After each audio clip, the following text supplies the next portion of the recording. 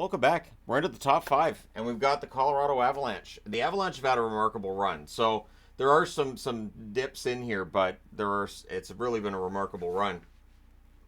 This is a team that can't really do any wrong, at least over the last few years.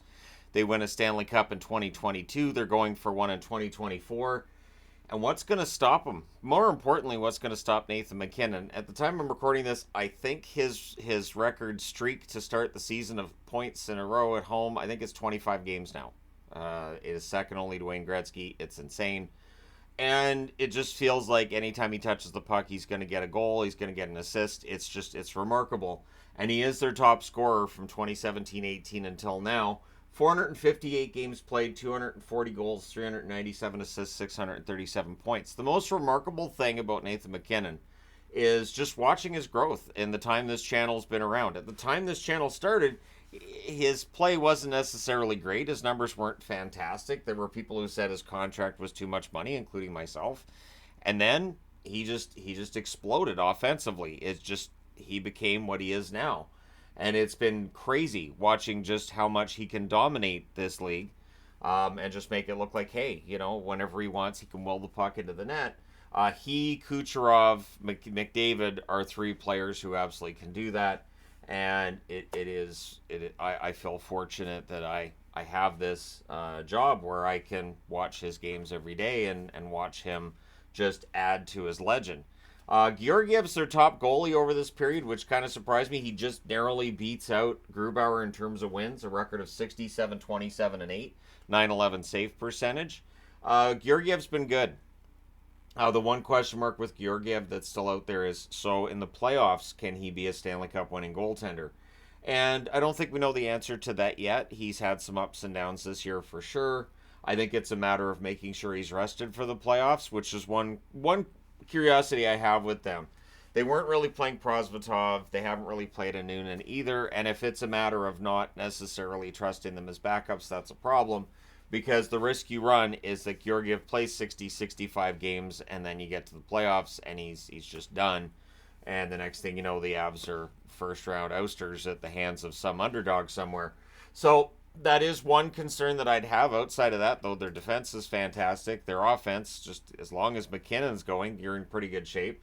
Of course, their last playoff appearance, 2023, where, the Kraken came in and upset them as defending champions. So they didn't get very far in their championship defense last year. They should be an ornery bunch this year. I don't see them getting knocked out in the first round. Would I be entirely surprised if they won another Stanley Cup? No. They have a great team.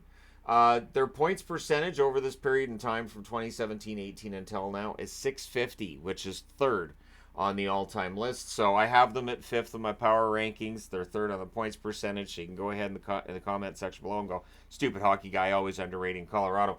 But their most recent power rankings, they were seventh. That was January 20th. They're not seventh at the time I'm recording this. But again, I had to have a power rankings I used for my numbers for these videos, and I couldn't change it halfway through. I'm going to be like, and then the January, and I wasn't going to try to record 32 of these in 24 hours before I leave because I have to wait till the January 27th power rankings are done. I did something similar last year when we went to Disneyland. That was a big oops. Anyways, that being said, the need this team has is really quite simple. It is a second Stanley Cup ring. But to get there, I think they need more depth down the middle. Adding Zach Parise is a really good move, but I think they need a center. And if you're going to say, well, no, they don't need a center, I do think they need a top six forward.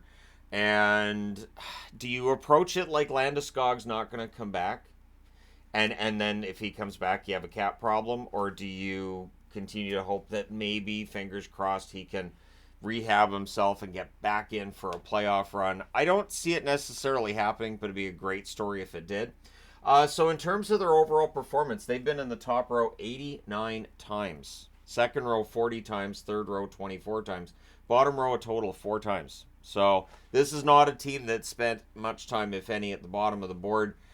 They've had runs at number 1 or number 2 every single year, other than the first year that I was doing power rankings where they peaked at 6.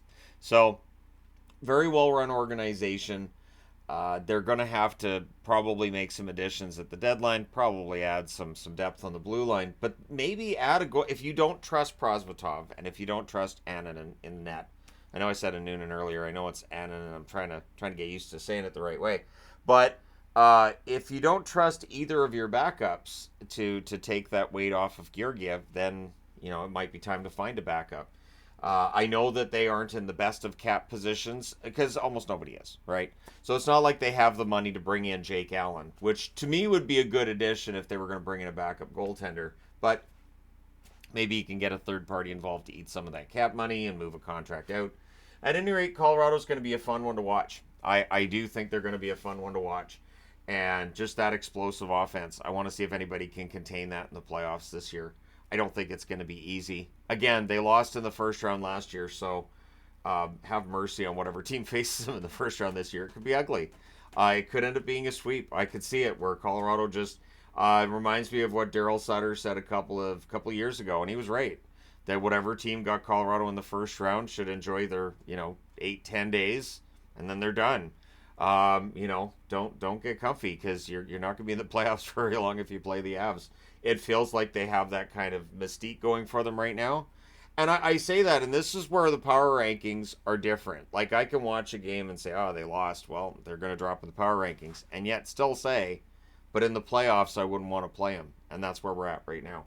So let me know your thoughts in the comment section below, as always. Don't forget to hit like and subscribe in the event that you haven't already. I understand, I forgive you, but do it now. Thank you so much for all your support. I will talk to you again soon.